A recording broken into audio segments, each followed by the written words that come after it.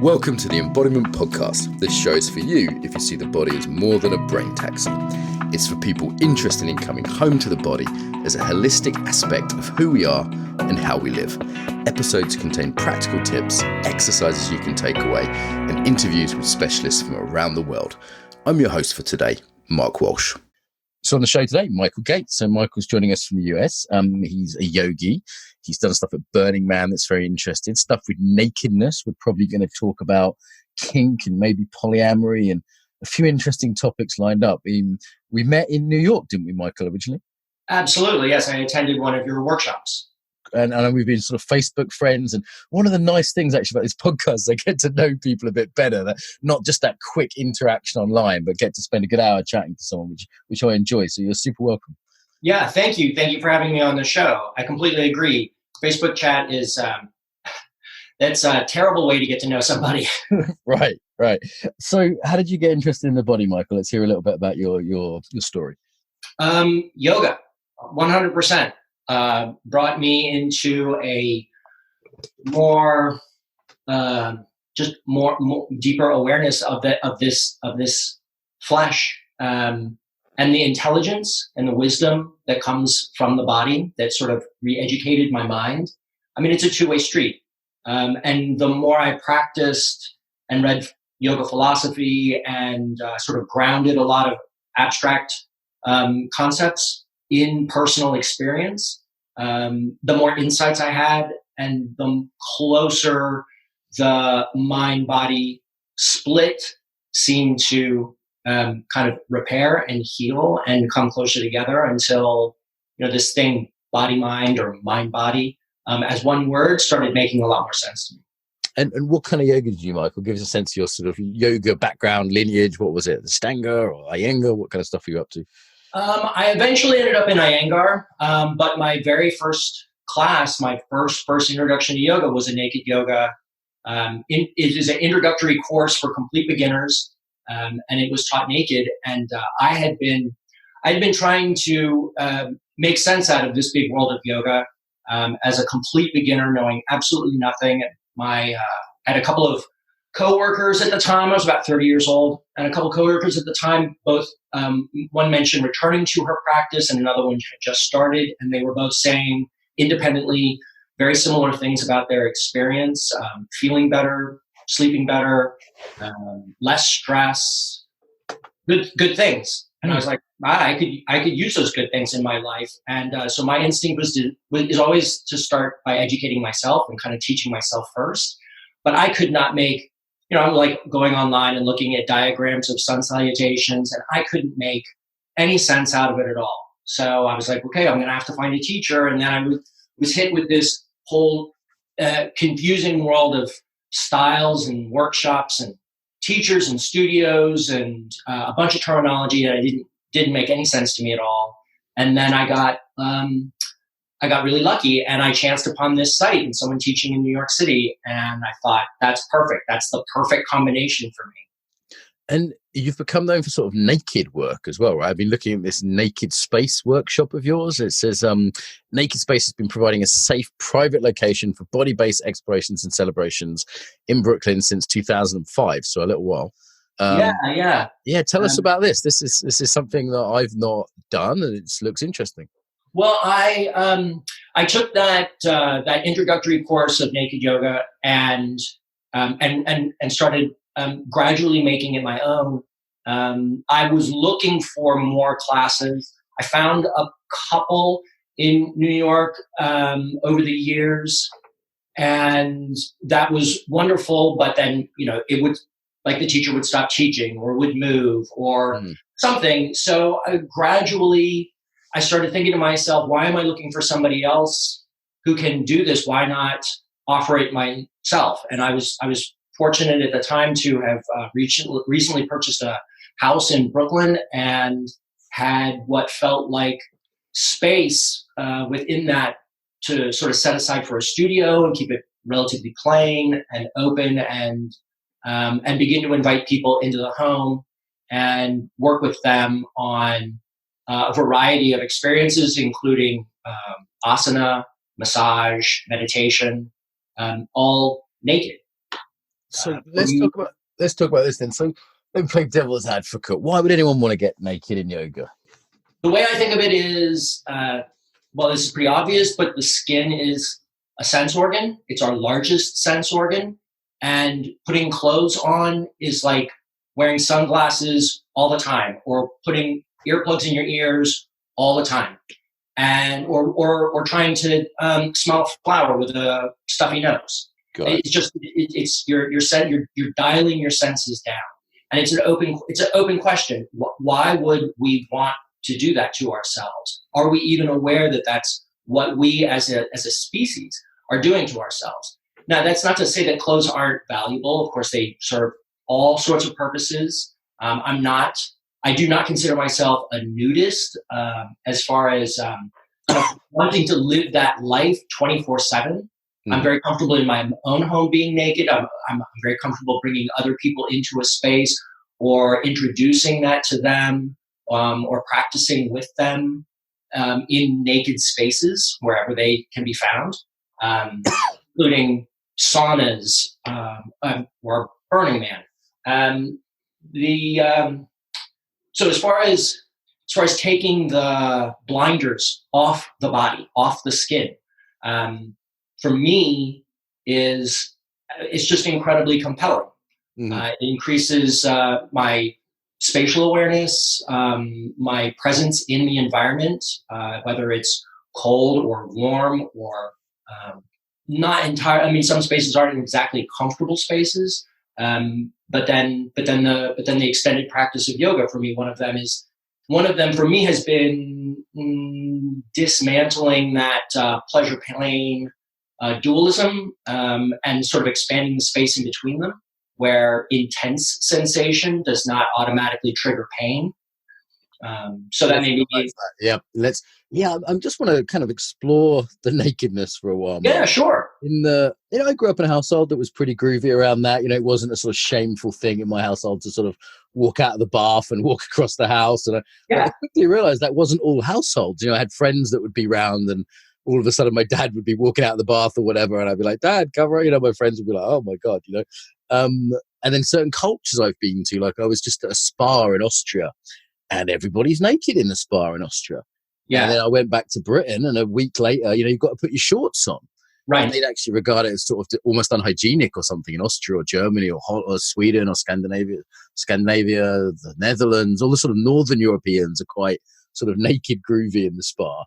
Yes. And Britain and a few other places, that's kind of an unheard of thing, or maybe it's a gendered thing. So like in Russia, I've been sort of naked with other men and it's not a big deal. But you definitely wouldn't have men and women in that place together. So there seems to be sort of cultural norms around this that are a bit different in different places. If anything, I think in the US, you're a little bit more uptight about nakedness, I think. Would you say that was the case? I think so. I mean, that's my experience of it. I remember meeting a guy. I was in Italy, and I met a guy from Germany, and we were talking, just kind of figuring each other out. And he was from Berlin, and he was, "Oh, you like to be naked? I love to be naked. I go to the park. I can go to the park every afternoon for my lunch break, take my clothes off, have a nice sunbathe, recharge myself, put my clothes on, go back to work. It's normal." And I was like, wow, I am kind of in the wrong place. Wow, I didn't know you could do that in Berlin. In England, that would be a crime. It would be exposure. Yeah, exactly. Same, absolutely. In the US, I can't take my clothes off outside. Except in certain very, very, like if it's private property, of course, but not out in public. No. I would end up with like a sex criminal charge. Right, and it's quite something to our most natural state is a crime. It's criminalized, exactly. That's quite something when you just go, hang on a minute, and not just a crime, you'd be in jail as a sex criminal. That would be not a nice place to be. Right. Like wow. Yeah, there's a sort of I suppose a transgressive quality to the practice, and I suppose a bit of risk. I mean, I don't dwell on that, but I'm also not encouraging people to go into a public park across the street from a playground or a school and take their clothes off. You have to be prudent. And you said, excuse my ignorance here, but a nudist would be someone who kind of wants to live this way the whole time, as opposed to saying, you know what, there's maybe some benefits to this. I might feel more free. I might have this sensory engagement you've been talking about. But there are, I don't really know anyone in that community. There are people who want to be this like naked the whole time. Is that the thing? That's my understanding. I mean, from doing a bit of research and reading, I haven't really encountered a great number of people who claim that. I'm a nudist. I mean, if I were going to assume a label, it would probably be closer to naturalist or no, wait, naturist. They call it naturist, not naturalist. That's something else. Yeah, it's the botanist. Naturist is something. The distinction I think that some people make is that in naturism, it's a bit more like, well, this is your natural state, and they enjoy being outside, naked. Whereas nudism, I think, is sort of an advocacy almost for being without clothes in all aspects of life. And there, there's a famous town somewhere in France that is a nudist town. You can do your grocery shopping and go to the post office, and everybody's naked. French, I'm learning something today. No, I mean, I know it's been a thing in Britain for quite a while. There's sort of jokes about it growing up, like the 60s and the 70s. There are people that have, the joke is they'd always play badminton or something. There'd be these sort of people playing badminton in the woods naked, and that would be, that would be a fairly common thing. And I think it had quite a following sort of back in the day, and then got a bit uncool. And, I wonder if it's making a resurgence with the naked yoga. There's always definitely been a group of people that prefer not to have their clothes on. And I've also seen people just raising children. It's quite difficult to get children to wear clothes. Yes. At a certain age, isn't it? They really don't like it. A lot of kids, as far as I can tell from talking to parents. That was my experience. And I mean, as a child, my brother, our friends, we loved playing naked, and we were very fortunate that our parents and our friends' parents were permissive and not body shaming. I do remember I have a very specific memory of my mother at one point telling us we were running around screaming, and because we were playing like we were not meant to see one another, and so there was a lot of shrieking and running around and hiding. And she said, hey, kids, listen, if you want to be naked, be naked. And if you're okay being naked, then be okay. But if you're going to make this into something that you're not okay with, then it's time to put your clothes on. We're like, oh, yeah, okay, so let's be cool. Yeah, I remember once I was at a camp, and there was someone, a child who was really on the edge of that. There's a sort of age where people start getting uncomfortable, and it gets into territory which is very, very awkward for people. Absolutely. It's like, and I saw the mother really trying to tell the girl, very gently kind of thing, that the like, hey, other people aren't comfortable as much as anything. And the little girl hadn't, she didn't give a shit. It was just running around. But it was a very interesting thing to see that transition of it's like the mother was sort of teaching her, like, this isn't really what's done in our society, but trying not to give her body shame. Yes. Yeah. Well, I imagine it's a bit of a tightrope. How do you not shame somebody but still communicate to them that cultural norms that may not mesh with, like, particularly a child's experience in growing up. And I mean, it starts getting into some really complicated dynamics. How do people with the yoga classes, so if people turn up, like if it's someone's first time, how does it generally go? Because my experience of naked environments, like, I don't know, Harbin Hot Springs in California, was that as soon as I'd taken my clothes off, it just sort of felt like no big deal because everybody else was that way. Exactly. Yeah. I find that transition from state to state, in this case from clothed to unclothed, it's the transition state that is where the awkwardness comes up. Right. Yes. I've thought about it a lot and talked to people about it and gotten various stories and bits of feedback from them. And one of the things that really stood out for me was that it's incredibly vulnerable. It's a very vulnerable moment. You're tied up in your own clothes, right? There are moments where you can't see and you're about to expose yourself, which I think for most people is like a definition of vulnerability. And, they're worried about, they get very self-conscious. They're worried about what other people are going to think about them. right? Because clothes are armor, among other things, right? They act as concealment. They're concealing our bodies from one Yeah. Yeah. another, right? We're all wrapped up in the self-consciousness of like blemishes and body hair and smells and wrinkles and all the other things. Yeah. Like, and then the beautiful, amazing thing about this practice, in my experience, is that as soon as everyone, as you said, as soon as you have your clothes off, then we're all in the same place again. And there's this incredible moment of seeing all of these bodies in all of their variety. And there can be, yeah, sure, you could be like more attracted to one body or less attracted to another one, but just the state of witnessing the diversity is absolutely incredible. And to be honest, yoga clothes generally these days don't hide a lot anyway. I mean, it's not like I'm significantly more or less attracted to someone in very skimpy yoga clothes or naked. It's not that much different, and I still need to act in the same way, right? Like I'm still going to not stare at someone and definitely not do anything else. So it's not like all of a sudden normal societal norms go out the window. We still have basic respect for each other's bodies, and you wouldn't like stare at my crotch area whether I was wearing trousers or not, right? Like that would just be an odd thing to do. Yes, presumably yes. Although you get people who are being naked and being sexual are very, very closely tied to one another. They're not at all the same, but they're super tied together. So particularly within a culture where being naked is kind of said, no, you can't, or it's very, very controlled, and then sex is generally, no, you can't. It's very, very controlled.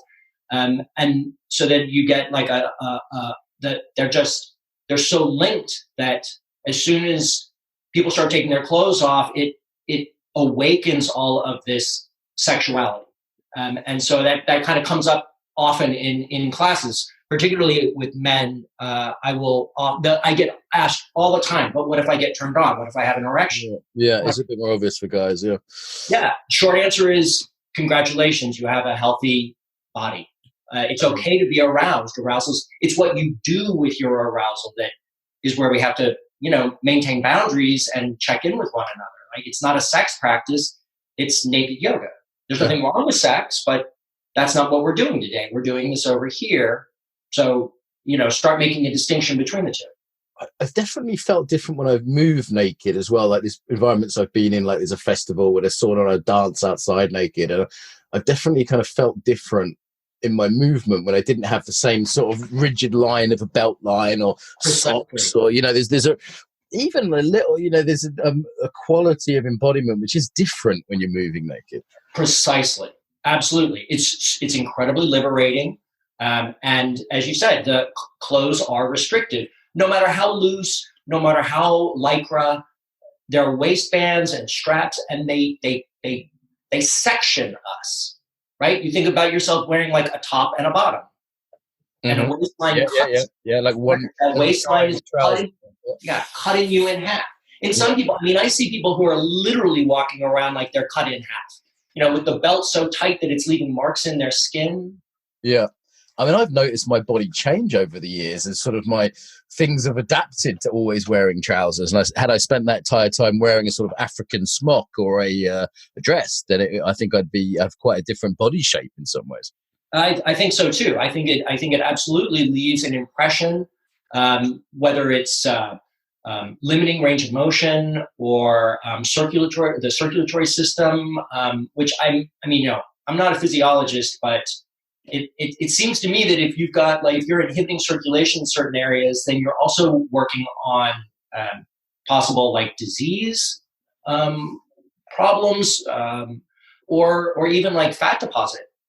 I don't know. Like I said, I'm not a physiologist. That gets laid down, I'm pretty sure. And what do you think keeps people coming to these classes then? So what's their main motivation to be there? Is it this feeling of freedom or this little transgressive quality? Like what? I think freedom is definitely part of it, but I think there's also an experience of being seen, being witnessed, and accepted. Yeah. Right. So there's that's for me that's the entire practice. Create a space where people can be vulnerable and witness one another, and but have the experience of being seen and accepted and welcomed. Right? I say this is open to everybody. It doesn't matter if you've ever done yoga before. It doesn't matter if you can touch your toes. It doesn't matter if you're flexible. It doesn't matter if you're scarred. It doesn't matter what color you are, what size you are, how old you are. I would love the opportunity to teach more gender open classes and workshops.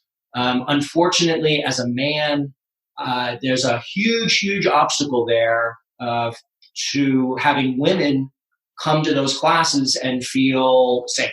Yeah. I've heard that from many women. I have fortunately had the opportunity to kind of work in a space where that is much less of an issue at Burning Man, and taught naked yoga classes to like standing room only.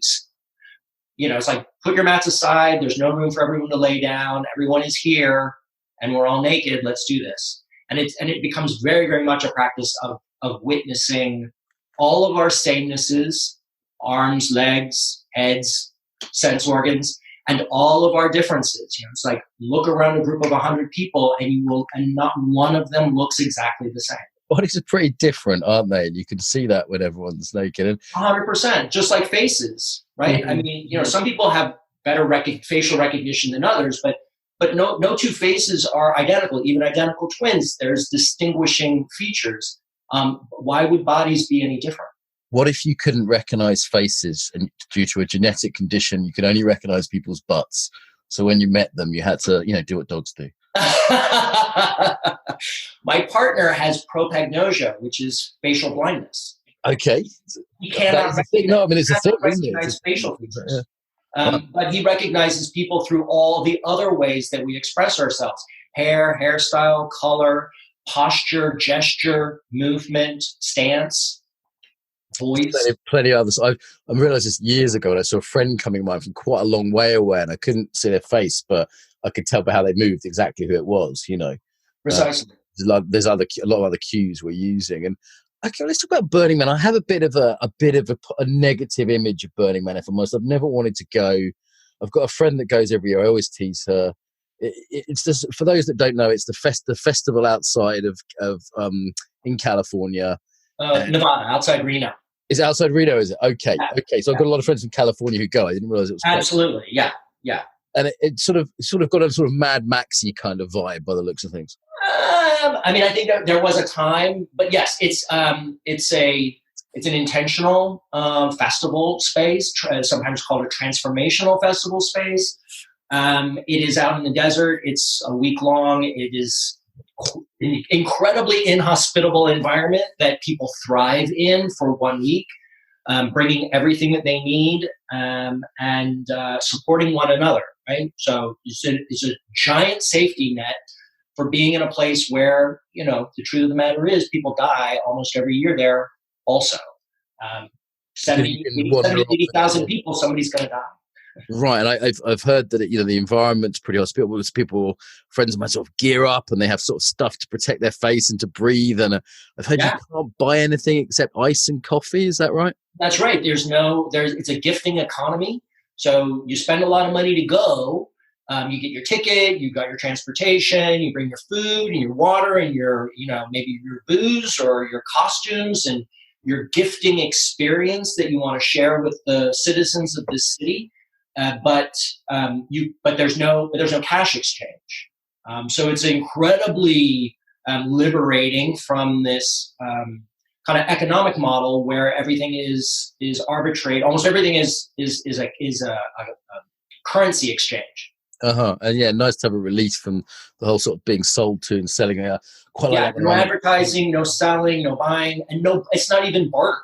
It's like I need something. Like my bike broke. It's like, okay, well, I'll fix it for you. So you don't barter that. You don't say, hey, if you fix my bike, we've got some champagne, you can have a bottle. No, exactly. Yeah.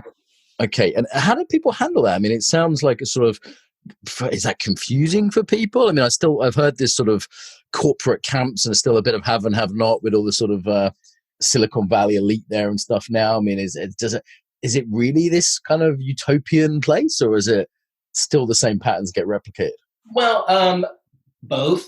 I mean, it is there. There is a absolutely, in my experience and people that I've spoken to, there is a utopian quality to it. It's very finite, right? And everybody that drinks, everybody that goes and really wants, that is converted by that experience, wants to stay, right? Their first question is, why do we have to leave? Why can't we do this all the time? Yeah. It's like, well, because nothing grows here, for instance. And the culture of Burning Man, which is codified in 10 principles, gifting, for example, radical self-expression, radical inclusion, they create this a culture. And that culture is actively being exported out of the desert into regional festivals all over the planet. I went to a burner party in Sweden. Exactly. It's fun, actually. I think I was licking whipped cream off someone within about 2 minutes of arriving. It was quite a nice arrival. Perfect. And it seems like it's a place where people express. I've seen some great art coming out of these places, and body practices, everything from people fighting each other to my friends like, I just learned female ejaculation in the orgy tent kind of thing. So precisely. Sounds like there's a fair range of stuff happening. There's a huge range. There's a Thunderdome where people beat each other with bats and get, really bruised. And all the way through, as you said, sexual spaces, sensual practices, body practices, education, training, conversations, bars, dance floors, tons of art, very, very self-expressive and creative. Yeah, wonderful. And do you think it shows us anything about the body and embodiment particularly? I'm just curious here about Burning Man, but given that it's the embodiment podcast. There's a lot of embodiment work taking place there. If you were just to take a look at the number of yoga classes, dance classes, movement classes, contact improv, I have not come across explicit conversations around embodiment, but I think it's sort of it's part of the subtext for a lot of people. Yeah, it seems that way. Like a lot of people I know are Firenze people or yoga people or whatever. So yeah. Okay. All right. And let's see. We have a few things that we kind of would message backwards and forwards beforehand. One I was curious about was the Bonobo Lounge. Yeah. What is the Bonobo Lounge? I have to ask about this. It was a direct outgrowth of my experience of going to Burning Man. It's so the Bonobo Lodge. A lot of people say lounge. It's okay. It's not like trademark. Okay, right. The idea was it's a sensual exchange community. I've over the years, I've kind of come up with this pithy little way of describing it to people. It's like it's creating a sensual network in which each participant is a node. The touching one another are the connections. Mm-hmm. And by exchanging that with multiple participants, you create a network. Many people describe the experience going into it as being, nervous and titillated, and leaving feeling like they met a new family. Wonderful. So on the sort of using touch as a tool for connection primarily. Precisely, yeah. So we kind of developed, my partner and I developed this through kind of a combination of three experiences. These are just the ones that we've chanced upon. It's not codified or anything, but it's always an exchange. So one person gives to the other, and then you reverse roles. So we typically do brushing, body brushing. We have a assortment of brushes, really coarse kind of horse currying brushes, all the way down to like really fine kind of watercolor paint brushing. And depending on the person and the place on their body, they may want an assortment of different textures or just one. So you dry brush that person. And then, like I said, you switch roles, and then you both of those people find new partners. And then a second round of kind of a bathing, since it's mostly done at Burning Man And in a very water conservative, water conscious environment, we just do like a damp white. And that's done as an exchange with a new partner. And then you thank each other, find a third partner, and do an oiling. Not massage. I have to keep reminding people this isn't massage. It's more like anointing. So you're just a light coat of oil on the body. The one of the explicit things that I try to teach people in that space is the speed and the pace of touch. There is a neural network in the skin that equates essentially to being petted, whether it's petting a person or petting a cat or stroking, like a light, comfortable stroke.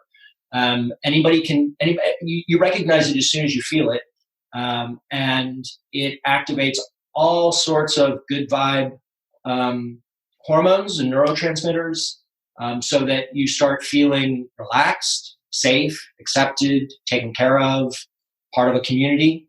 And so then a person who walks in, whether they are solo, partnered, or in a group, right? They're kind of challenged by kind of opening that relationship up, meeting new people, kind of going through the process of communicating boundaries, which are important, making eye contact, and then dropping into this practice immediately and giving and receiving feelings of good vibe, belonging.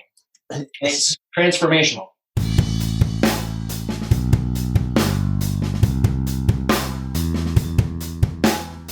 Quick break to tell you about our program. So as well as the podcast, we have various kinds of online training. So we have the Embodied Yoga Principles online training, as well as in-person training.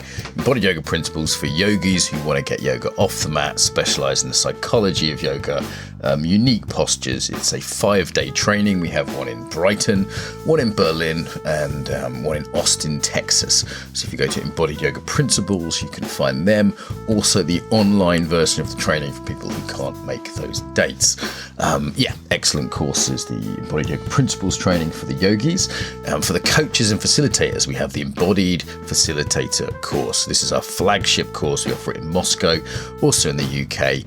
A 9-month adventure, real deep dive into embodiment. It's the biggest embodiment program I do. It could be like movement people who want to work in business more. We have people like dancers and martial arts teachers come to learn more about working in mainstream settings, but also for coaches and trainers who want something really well structured, who want to work on themselves, who want to learn practical tools, learn how to work with the body in facilitation.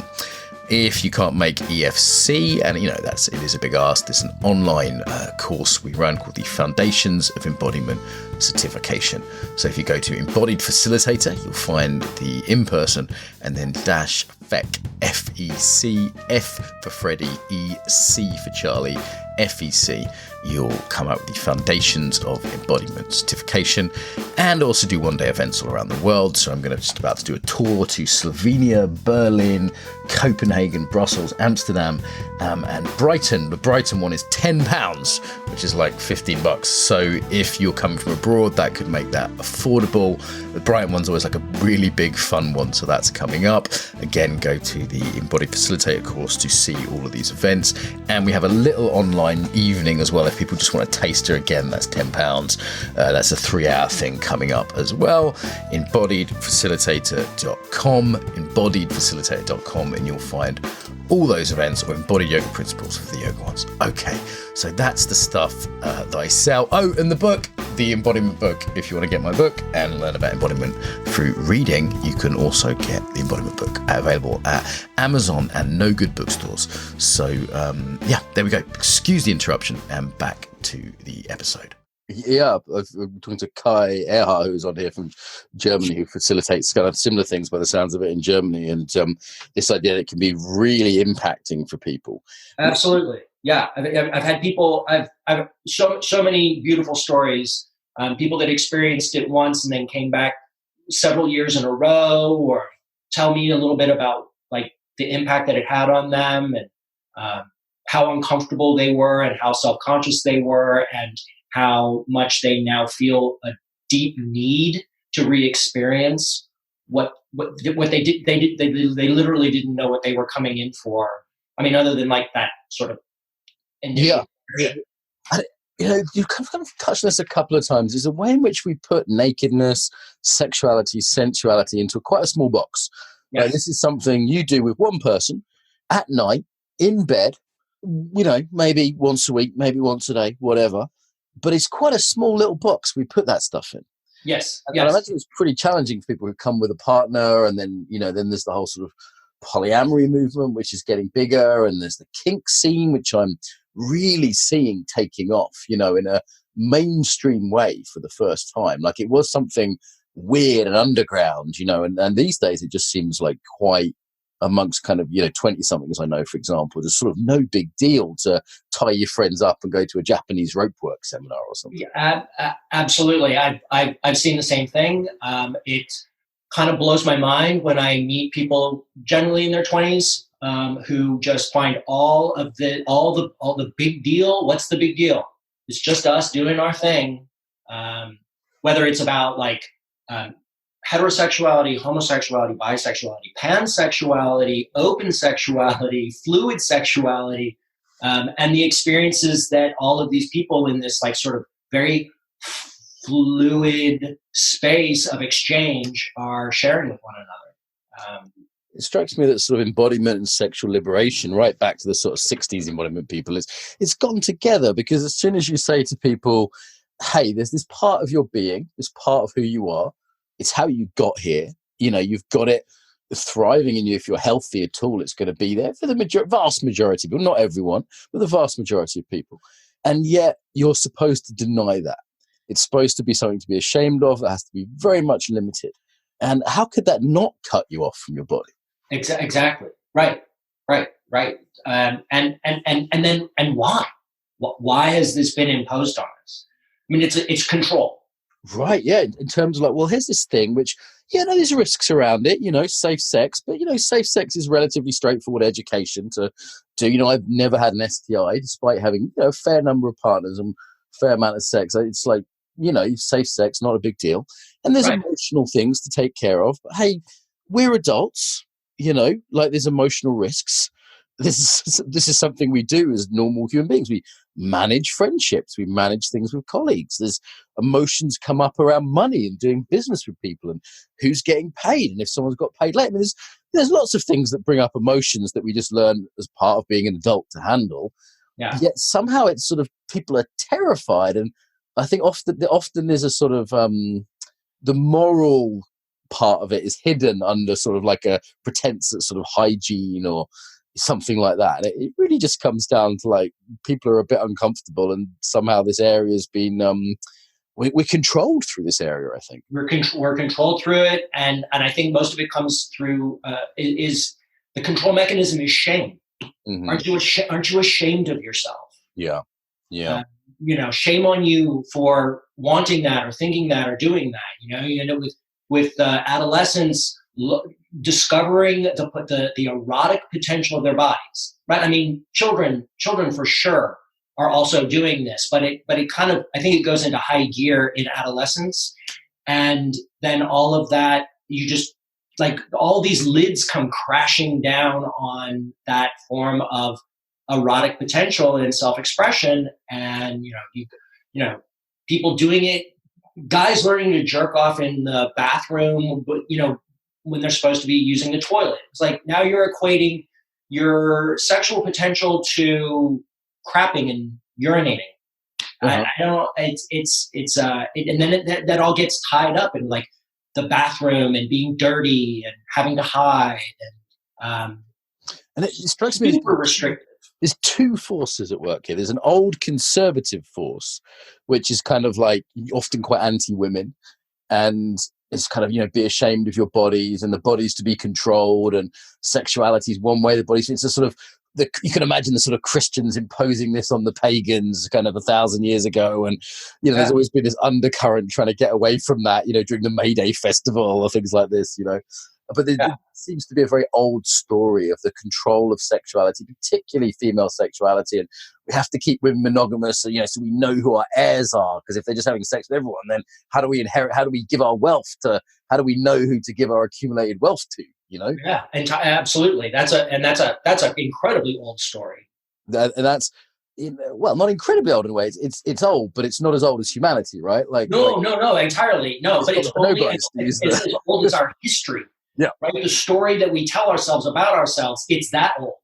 Right. It's certainly not as old as our, genetic inheritance or the millennia and generations that came before that history, prehistory, which all gets like, oh, well, that's prehistory. It's not important. And it's in our bones, as you say. There's a difference. Exactly. It is our embodiment. It's our inheritance. Monogamous marriage probably wasn't the norm in our hunter-gatherer ancestors, nor is it the norm in most hunter-gatherers who exist now, as far as I'm told. There's an incredibly fascinating book on all of this, Sex at Dawn. Yeah, it's kind of famous. Yeah, it is amazing. I know some people have, there's also, people critique it and say, oh, well, he cherry-picked his data. Like, well, yeah, okay, who doesn't? He's just trying to make a point and kind What's the main thrust take of the lid off of this pot. What's the sort of main thrust of the book? Well, as you were saying, our genetic development, as primates. What are we as primates? What is our primate inheritance? And so he uses a whole lot of anthropology and hunter-gatherer studies, and basically says we are hypersexual beings. Like, it's one of the things that distinguishes us from other primates, our sexuality. And then, a lot of this comes from the bonobo, the discovery of the bonobo in the 20th century, and looking at before they found the bonobo and they identified them and started studying them and looking at how they deal with social pressures and aggression. Right. So with sex rather than with violence, that suddenly held a mirror up to Homo sapien, right? And saying, well, we thought that the story of our closest relative was the one of the chimpanzees, right? Who can be incredibly violent and brutal and powerless, war and kill each other off and do all sorts of things. Yeah. Exactly, right. And then you find this other group of primates that are as related. The three of these are as related to one another as three species could be. Yeah. And so here's another story: the story of a matriarchal, organized primate society where the females can have sex whenever they want, which is like largely unheard of in mammals, at least. They can have sex whenever they want. And so again, so just as you were saying earlier, the males have no idea who their children are. And so everybody just takes care of everybody. And they also have oral sex and group sex and masturbation and gay and lesbian sex. I mean, they're quite interesting little monkeys, aren't they? There's almost no combination that has not been observed. I heard that one of the only taboos that they seem to kind of maintain is parent-child sexual contact. Which would, but there's absolutely intergenerational contact, including with children. So no taboo there. It's just between a blood-related parent and child. But I mean, that could only be the mothers. Like, the males don't even know who their children are. Wow. I mean, it's pretty intense stuff. Hardcore taboos in our culture. I find myself so uncomfortable now going, oh, do I want this on the podcast? Maybe someone's going to misunderstand or something, No, I'm not advocating that we should be having sex with children. Of course, let's get clear about that. All right. I mean, in all this whole conversation, we haven't even touched on the topic of boundaries and consent. It's hugely relevant and incredibly important. And for example, in the Bonobo Lodge, I reinforce with every person. Every time you meet a new person, you need to make contact with them and have a verbal conversation about where you do or do not want to be touched. And people are getting better at this, I've noticed. I was ahead of the curve on this in kind of using embodiment training and yoga and adjustments without permission, this sort of thing. And it's something that's been part of my own embodiment training, for as long as I've been in operation. I've started to notice people are getting better at this in the wider world, like with lovers and other people. It's becoming something more talked about.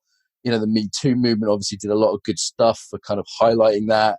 And then the other thing I'm noticing is this slightly other new conservatism, this slightly sex negative, often male sex negative particularly, kind of post Me Too trend that's around the world now.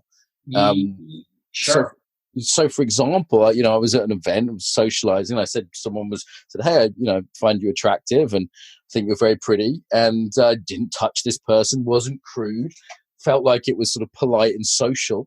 And then yet this was a problem. It was someone said, you sexualized the conversation, or you announced that you found someone attractive, and that was totally inappropriate. I was like, okay, that's no longer allowed then?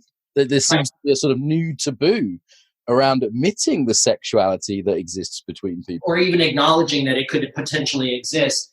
And I think that a lot of this arises from poorly defined social settings. Yeah. Right? You have a gathering of people, and maybe they're operating with one set of instructions, and then they're introducing new people, but they're not doing a good job of introducing them to the code.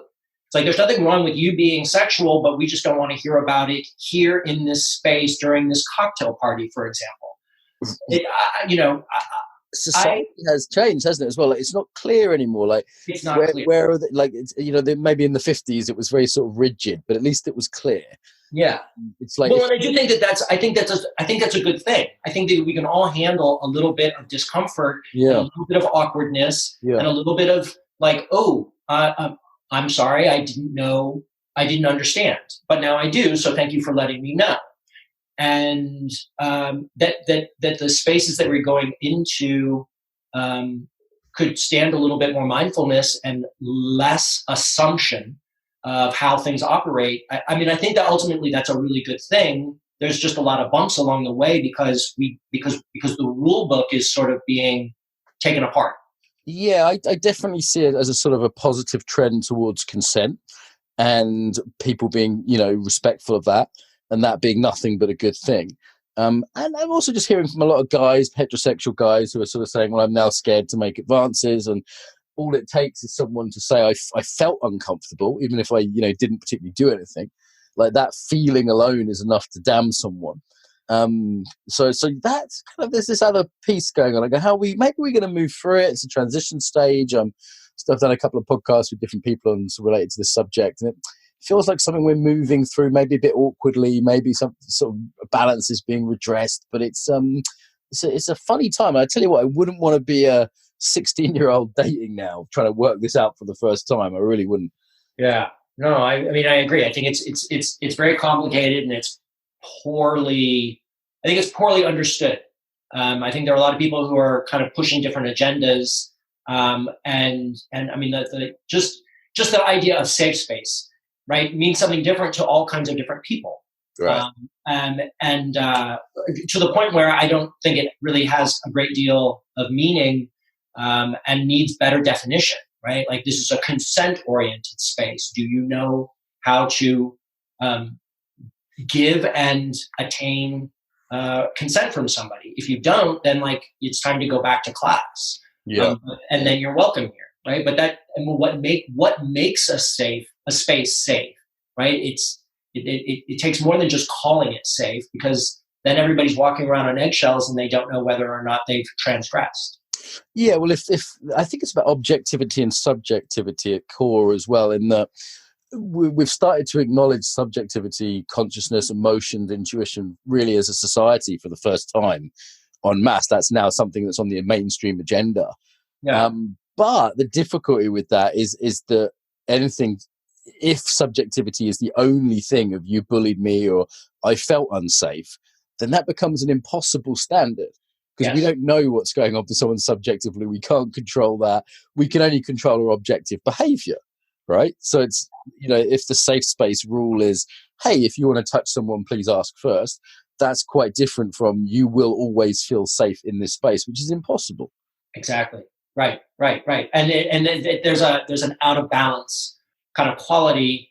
And again, I think that's natural and normal in transition spaces, and we're in sort of a cultural transition space. So there's going to be some some turbulence and some awkwardness, and a need for like almost like heightened communication, which I see happening everywhere. Right. Yeah. My big concern around the consent culture, the way I keep experiencing it and seeing people define it, is that there's something about it that suggests to me that the assumption is we don't want to be touched, and touch among humans is it should be the norm.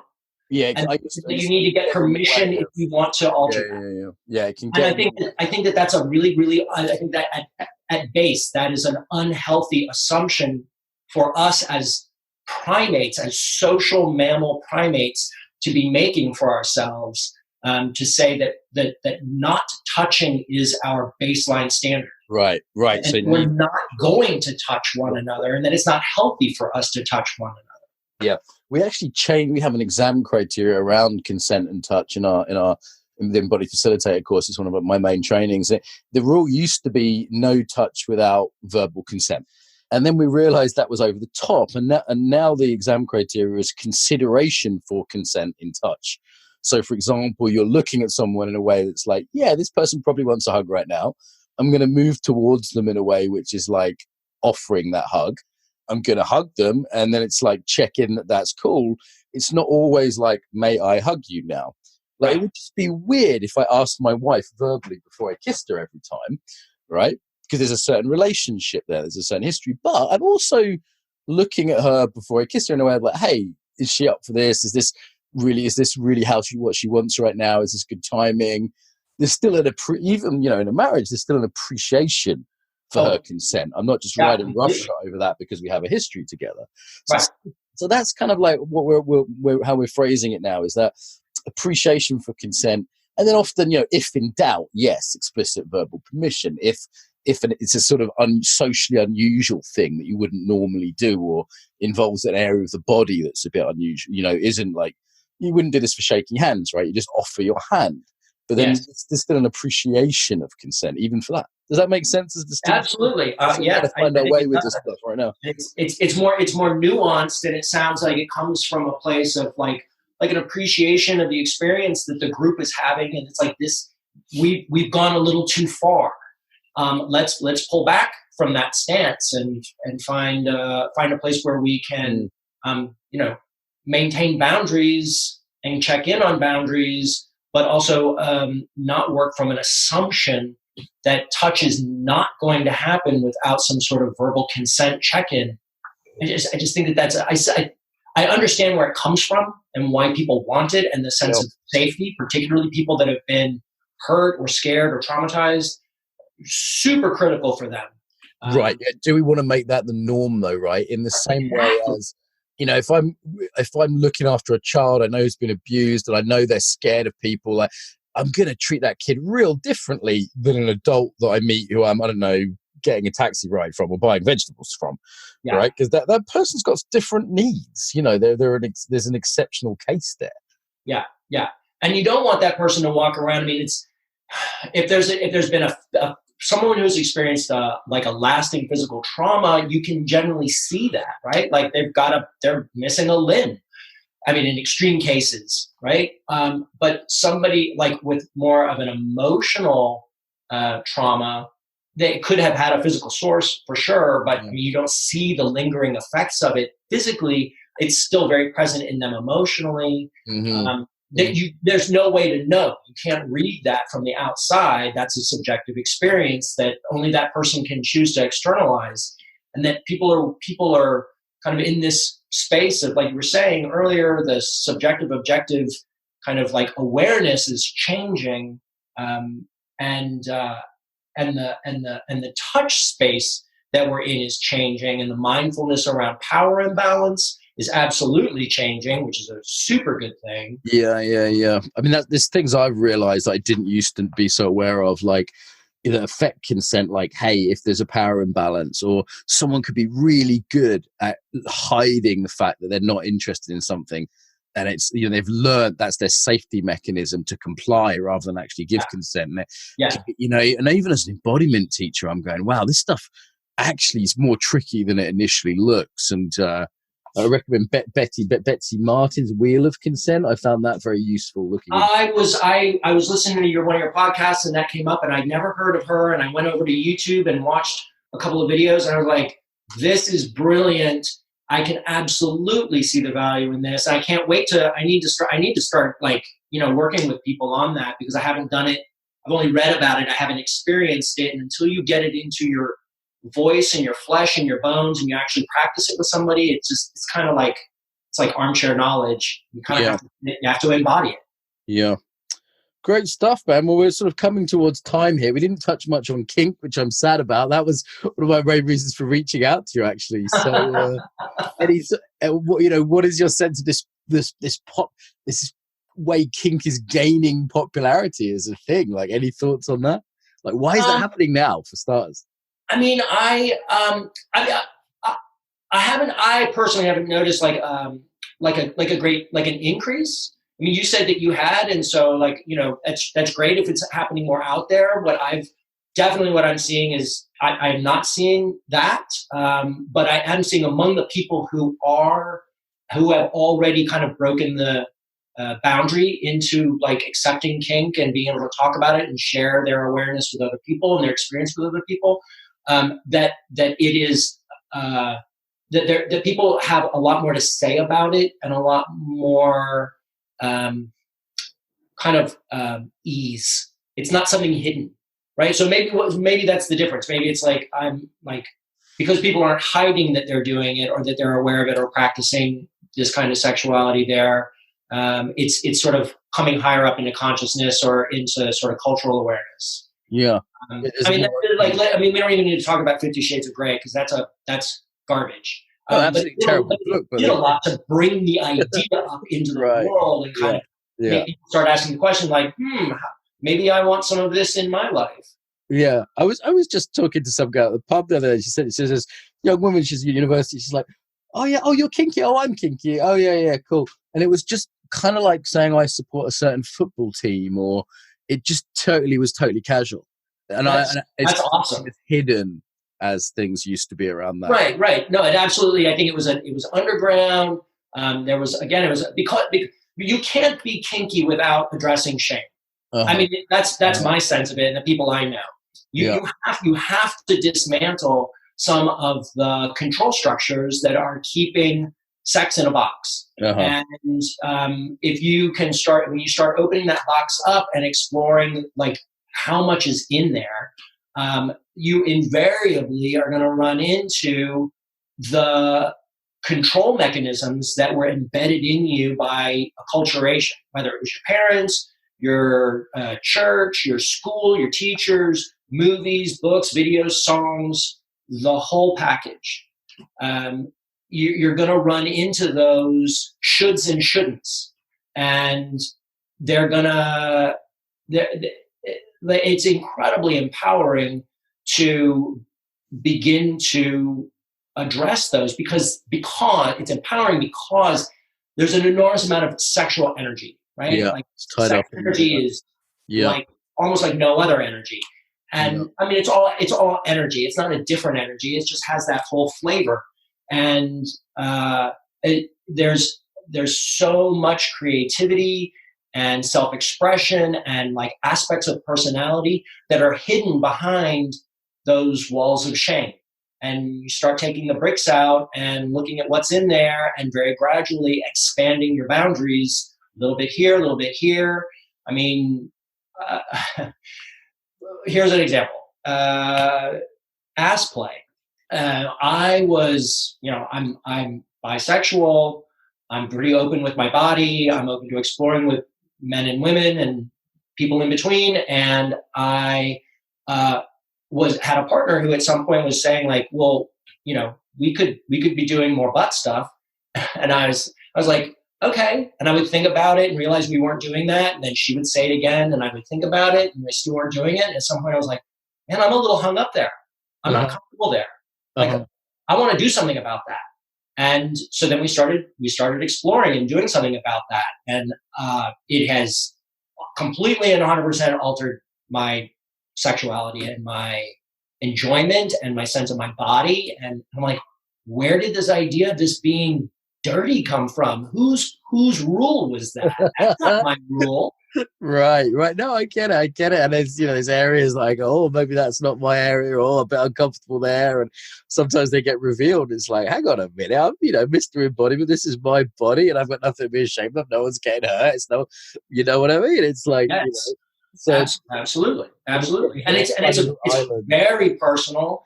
And there's no rule book. There's no prescription for it. I mean, there are all kinds of methods. Whether you're working like solo or with a partner or with multiple partners, it's kind of like bringing it back to yoga, like asana. Don't hurt yourself. Take your time. Don't abuse your body. It's not about the appearance of your body in the pose. It's about the feeling of it and how it affects you.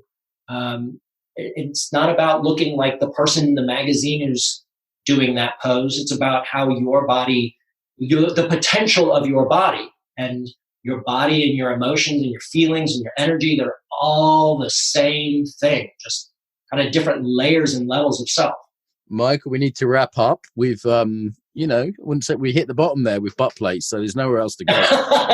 Unless we're going to go unicorn sex or something. I don't know where we go from there. So we should probably wrap this one up.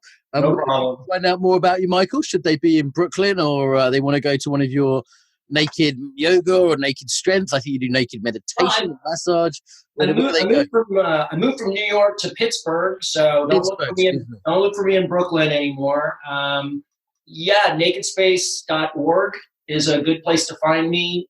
It's a little out of date because I haven't really completed my practice transition to Pittsburgh. Burning Man is a good place to find me. Anybody that has questions about any of this is welcome to talk to me. I'm always open to having conversations with people and listening to them and telling them about my experience and stories and seeing how it connects up with theirs. I look forward to attending a naked bonobo yoga class with you sometime in the future. This has been a lot of fun, Michael. So thank you very much for your time. It's appreciated. Thank you, Mark. Thank you for having me on your show. Closing message about the body. One last thing before you head off about the body for our listeners. Oh, balance your body. The thing that I said to myself for a long time in personal meditation, I'll keep this really short, was balance dualities. Right? Balance your right side to your left, your front to your back, your top to your bottom, inside to outside, self to other. Balance these dualities. And I just used that as a mantra over and over. And at one point, a voice said to me in my head, it completed a phrase I didn't know was incomplete. And it said, now you can begin to play with equalities. Nice. Michael, thanks for joining us today. Peace. Thank you. Some ways to get more, to give back, and to get more involved now. So the biggest request I have would be to share the podcast with your friends, people that you think would really enjoy it. Email it to them, put it on your social media, tell them about it, old school. Really appreciate that. Equally, if you want to support us financially, you can go to Patreon. That's patreon.com/embodiment podcast and give us $1 an episode. And I'd say they're well worth $1. So that's less than £1 if you're in UK-ish. So yeah, please go there. On the embodyfacilitator.com website is where this is hosted. Most people I think listen to for iTunes. iTunes, we'd certainly appreciate a review. The way iTunes works means that a review means more people will find it. iTunes regards it as more important for searches. So even a couple of sentences review really does help as a little thank you to us. And if you want to go to embodyfacilitator.com, you can see the actual, links to the sites. There's comments on there. The Facebook group tends to be where people discuss things. So if you go to put in the Embodiment Podcast into Facebook, there's a page which is relatively quiet and a group which does have some discussion on. So I will reply to things personally there. So also on embodyfacilitator.com website, there's all sorts of freebies there. There's videos, there's free ebooks, there's ebooks you can buy. And of course, there's our newsletter list. If you want to stay in touch and learn about things like the Embodied Facilitator course and our next Embodied Yoga Principles teacher training, then go to that website and you'll see a little pop-up and you can get the newsletter through there. Okay, so I think they're the main ones. Tell your friends, pay us some money on Patreon, give us a review on iTunes, Send us your email if you want to be on the newsletter list, and get involved on the Facebook. There, bit long. Pick whatever you like that works for you. Until next time, welcome home to the body.